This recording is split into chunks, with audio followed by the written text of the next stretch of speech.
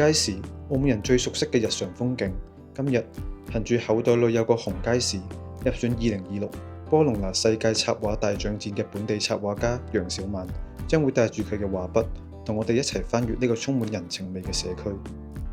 因為紅街市呢區咧就唔係我成日嚟幫襯嘅地方嚟嘅，咁我都希望係用到自己最舒服嘅方式去同呢度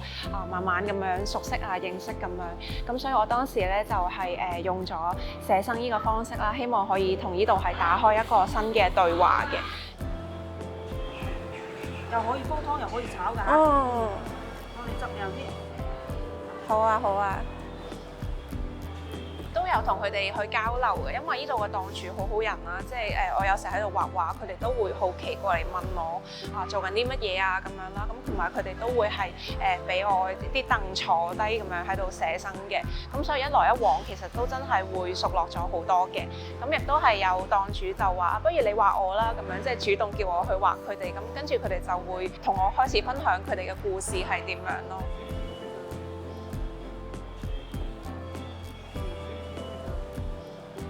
咁呢度就打開啦，就係成個紅街市嘅構成啦。咁你可以見到佢有3層咁樣嘅，然後每一層都有賣唔同嘅食物啦。跟住呢度咧就會有一啲唔同檔主佢哋嘅訪問嘅。然後呢邊咧就會有一啲關於紅街市往年去同呢個醉龍節去做嘅一啲慶典嘅活動啦。咁有文武醉龍啦，跟住有排呢個船頭飯啦，跟住咧亦都有佢哋會自己喺度擺席嘅。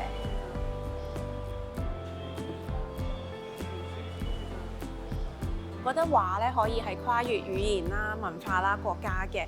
就算啲評審佢哋唔知道有紅街市呢個地方啦，咁但係佢哋喺睇呢個作品嗰陣都可以感受到當中嘅好屬於呢度好獨有嘅一個氣氛啦、活力同埋呢度嘅市井嘅一個美學嘅。咁我都好開心，今次佢哋係可以留意到呢份作品啦，亦都希望可以借住呢份作品可以等更多人認識到紅街市嘅。